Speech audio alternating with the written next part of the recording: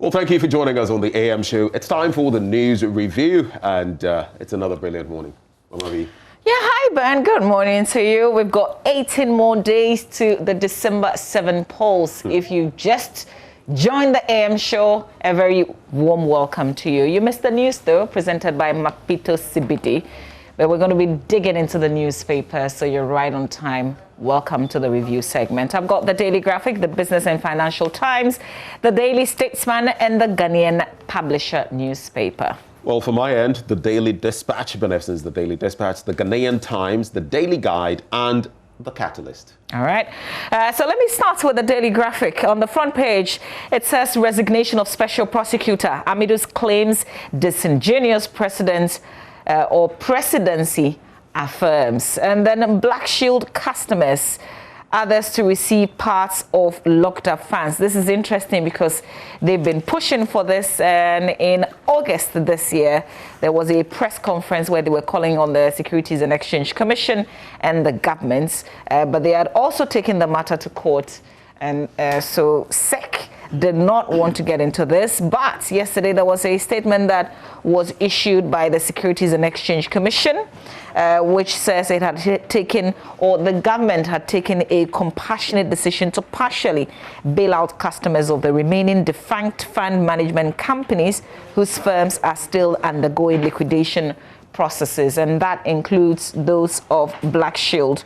Black Shield used to be called the Gold Coast Fund Management, by the way. So there's more on that. Maybe we can, when we come back, digging into more of the stories, we can touch on it. But let's look at this. Government launches 100 billion Ghana cedis economic recovery blueprints. That's also in the paper today. If you go to the politics page, which is on page 17, it is Aveji or is it Aveji or Jamesi for Kitty North constituency? Very interesting, because these two gentlemen have been going at each other. This will be the fifth time that they are meeting, but it's an NDC stronghold. The only thing that I get from the breakdown in the paper is the fact that even though Mr. Aveji keeps winning, Kofi Jamesi has also been making some kind of progress.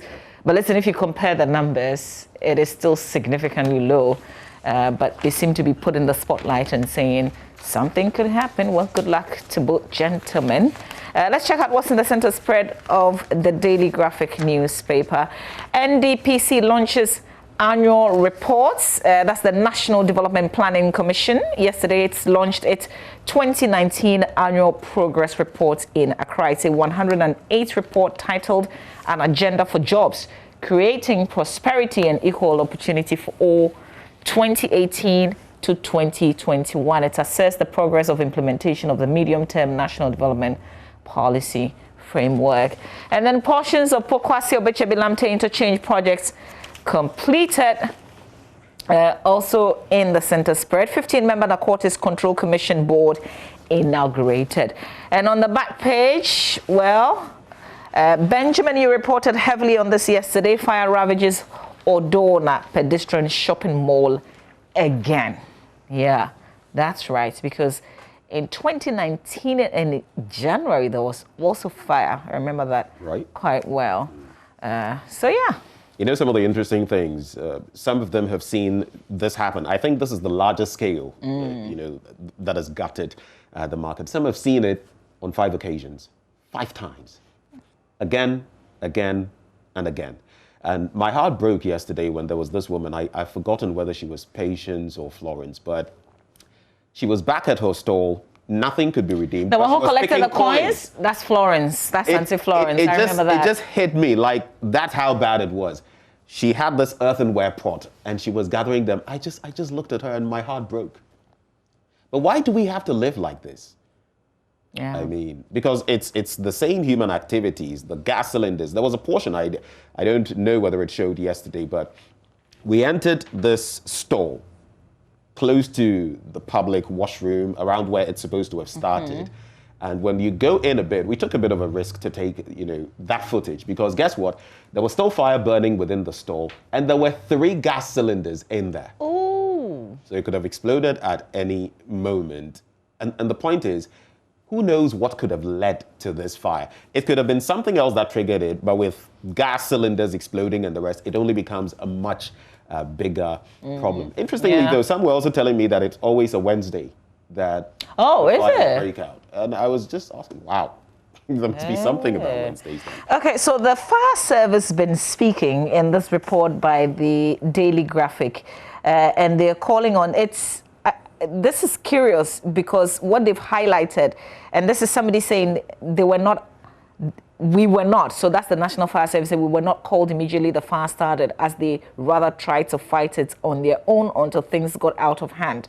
But that's in sharp contrast to what some of the people said, that they wanted to, but the security person or persons did not allow them I was just about access. to mention that. So but I don't think it really goes against the story of the fire service in the sense that initially, instead of immediately calling the fire service, they were attempting to do something. And within that period, when they were struggling with the security, so I guess people, the back and forth with the security, give us access. They could have reached out to the fire service. True. So within that period, I mean, we can't play the blame game on this one. And if you listened to Divisional, I think, Officer Grade 2, Eric Smith, with whom I spoke yesterday, he spoke, though I pushed him to speak because it's the PRO who should have been speaking.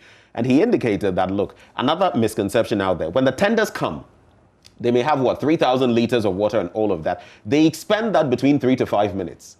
So people see that and they think, oh, the thing came empty. But whatever they have in there, within 5 minutes, it's gone. Because that's also some of the things that they were saying, that they came in and within no 3 minutes, and then they had to go. But I also had a different explanation, and I think I've heard one of the officers say before, that if you have a full tank, you couldn't also travel at a certain speed to the destination. That's why they have the fire hydrants. So it slows them down. Closely, yes. So they could go empty sometimes because they know that they can easily have access to water. And yesterday, I was actually looking around the scene for a hydrant. I didn't see any. I don't know whether they got any connections. Obviously, if they had to do 3 trips, I don't know whether they... So there is a call. The fire service is asking all metropolitan, municipal and district assemblies to put in place safety measures and effective monitoring systems to curb the rampant fire outbreaks in markets across the country. They've also called on the MMDAs to ensure that access routes were created in the market so that personnel of the fire service could go in and out of the market freely to fight fires. And this reminds me, I went to the Ghana National Fire Service at Makola, and we went on a tour. So we had to cross. This is not too far from their main office. And the hydrants, you should see what the market women do where the hydrants are located. I mean, they've just blocked it, put a table on it, and they are selling. That stretch of road is probably one of the busiest, one of the hubbub there. I don't think even if you wanted to, an emergency, you can't do anything in that way. And I feel another problem is the sighting of the fire service, office or the HQ there in itself. Because when you use that stretch, you see that, I'm wondering, is it that it was placed there and then, market people took over? Or is it that because the location of it itself doesn't help? If you have an emergency, even around, let's say, around the law school, and you now have to meander through that, I mean, something could have happened before you were able to... On the other hand, I am thinking that it's a best location because they are within the market space. The only thing is in the indiscipline, where people are selling everywhere. So it becomes difficult if they have to move their vehicle. But, and in Odawna, one of the issues that arose, yes, market scene, but even there are no entrances. Where they couldn't even get in. And that's another big problem. But the Daily Dispatch this morning saying, focus on Greater Accra, Ashanti and Central. They make up 47% of Ghanaian voters. That's on the back page. Hopefully, if there's time, I'll delve into that bit. Over 2,000 kids had COVID-19 in Ghana. That's on page 11. I'll just take a stab at that. And it says, a research work conducted by Child Rights International has revealed that a total of 2,180 children between the ages of 0 to 18 contracted COVID-19 in Ghana. And the nationwide data shows that from March 11 to November 9, 2020, out of 49,202 who contracted the virus, 2,180 children below 18 years had contracted the virus, representing 4.43% of the total contraction rate. And the majority, though, are girls, interestingly. I ask myself, though, if we're saying this, then the whole bit about the protocols and some children being exempt and, from testing and all of that, because some have said that, children have a higher immunity, if you like, to the virus, but looks like even less than 1-year-olds are getting it. An overview of Ambassador D.K. Osei's book, and then it says privileged conversations. Uncle Ben Efson, I call you uncle and all of that, but please, in privileged, there's no D, just for your notice. Uncle Ben Efson, I know you watch me sometimes. Amidu speaks, Akufo-Addo answers. So that's it with the Daily Dispatch newspaper. On COVID, America has a higher death toll and more coronavirus infections than any other country. Should we clap for that? They've got 250,000 COVID-19 deaths. I was just listening to the New York City where they're going to be closing down schools again. Right. Yeah. It's the highest in the world, actually. The highest in the entire world. Absolutely. Let's do the Daily Statesman newspaper. Front page, budget report exposes Amidu over lack of resources. Government to support over 3,000 Odawna market fire victims. That's what we're just talking about. That's good, okay, in terms of the support. But if we don't fix the basic, the fundamentals, when the fundamentals are weak, well, the fire will... The fire will expose you. So all I'm saying is, the Ghana National Fire Service is talking about access.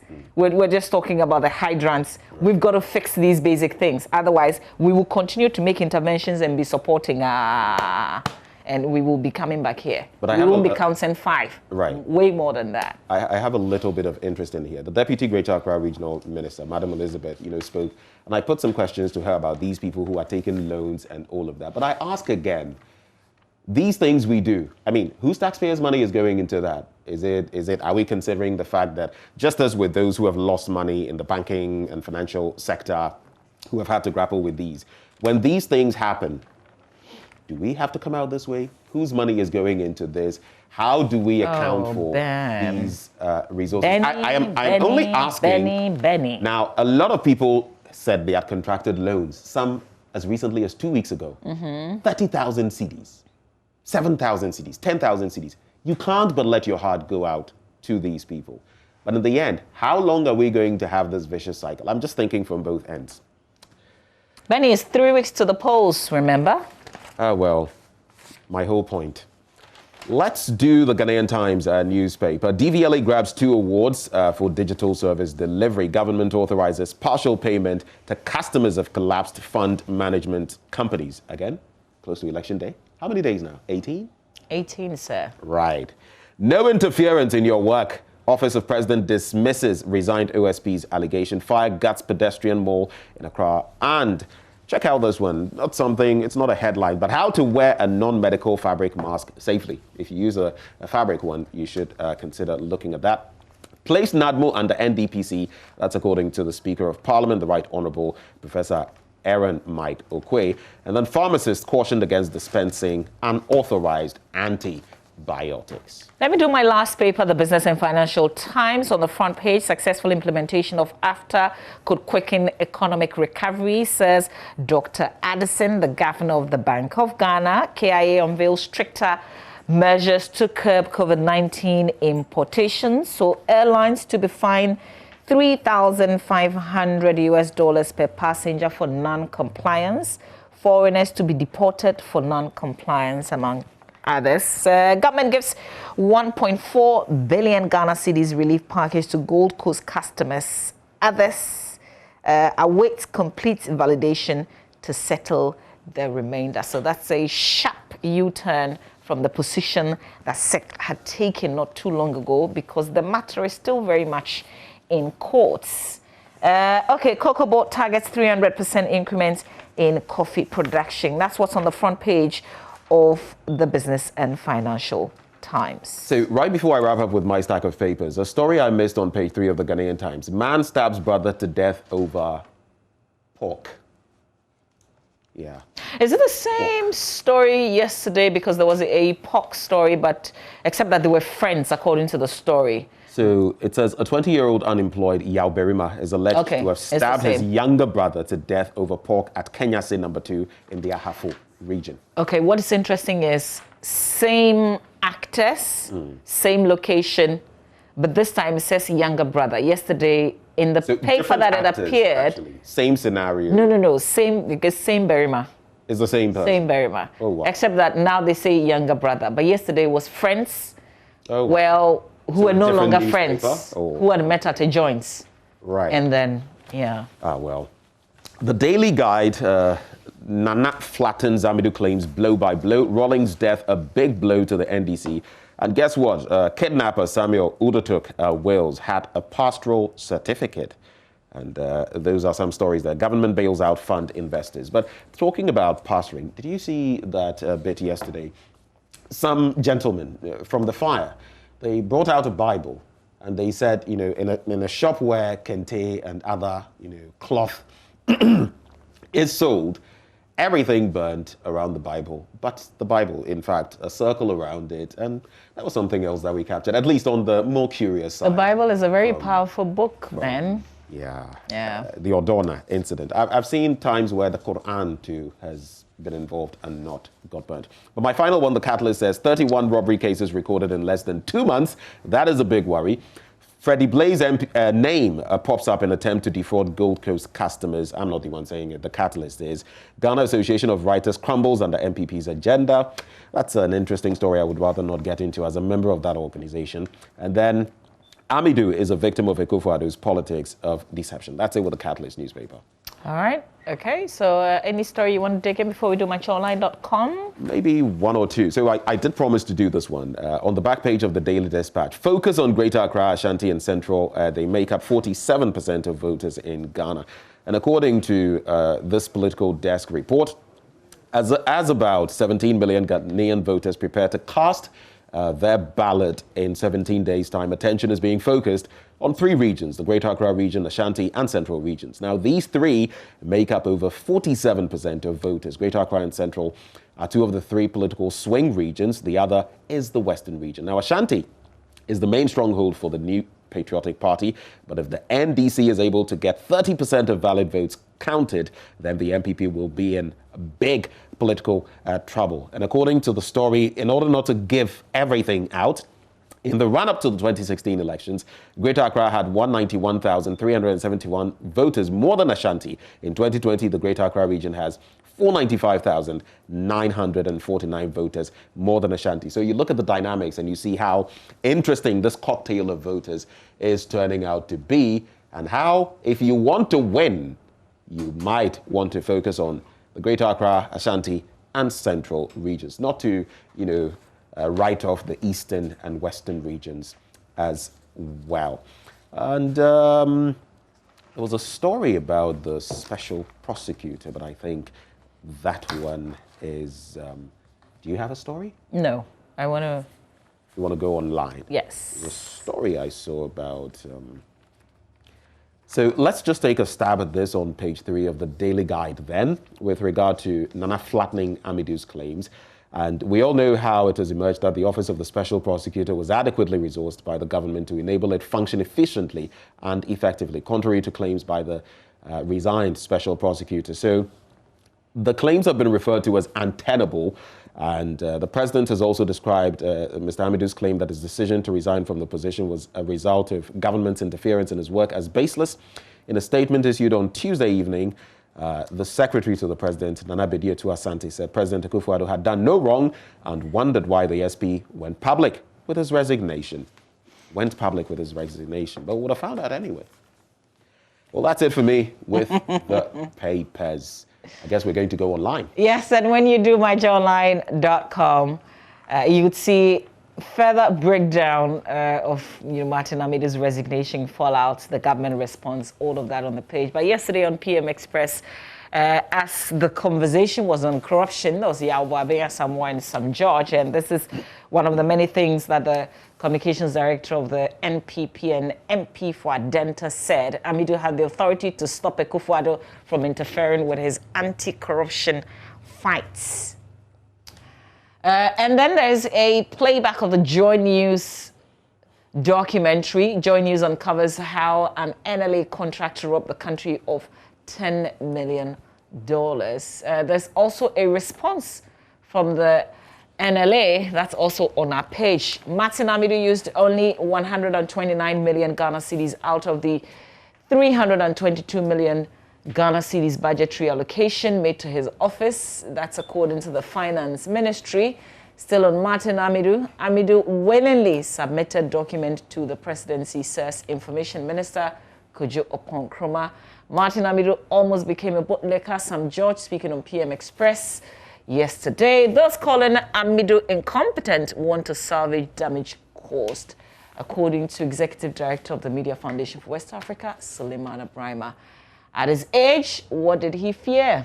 That's Professor Jampo questioning Amidu's claim of threats. Amidu was the man for the job until his ego got in the way, according to Occupy Ghana. So you see, Amidu is still very much in the news. It's all about the former special prosecutor. All the angles covered on myjoyonline.com. You can take your time and explore. Ben? Different shades of Martin Amidu. It's interesting how each person is dissecting the matter, looking at him from a different angle. But maybe just briefly on the international front, this really got me interested. President Trump is showing off his power. He still refused to concede. He says, I won the election. He's contesting, isn't he? And, well, a lot of them has a right to. Did you read what? I felt it was savage. There's this electoral expert. He's a lawyer at the Loyola University.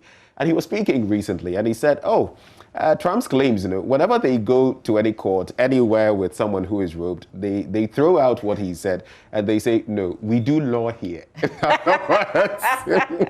And anyway, but this gentleman, I'm just looking for his name. So Chris Krebs, he's a senior Department of Homeland Security official, and he has contradicted the entire bit about fraud in the election, calling it baseless. Do you know Trump's Is he not the one who's been kicked out? If I am, I'm sure if Trump had his way, he would have tweeted the firing message. If you go to CNN, it says current and former Trump officials quietly reach out to Biden team. No, because you can't do so officially. If Trump finds out, you're a goner. Yeah. Okay, so we're done here. We'll leave you to explore the stories that we have on myjoyonline.com. You now know what's in the newspapers. You can get out there, go to the newsstands, and grab any of the papers. We'll make way for Orieko Ampofo. Are we still talking about the failed Black Stars? It's not like we've totally failed, but we're still top of the group, and we can make it through. We're still top of the group. Have we qualified or not? We've not qualified yet. We could have drawn in. Now, Germany or Spain, Emma 6 in as well. I knew you would say that. Stay with us. Orieko has plenty in sports to share.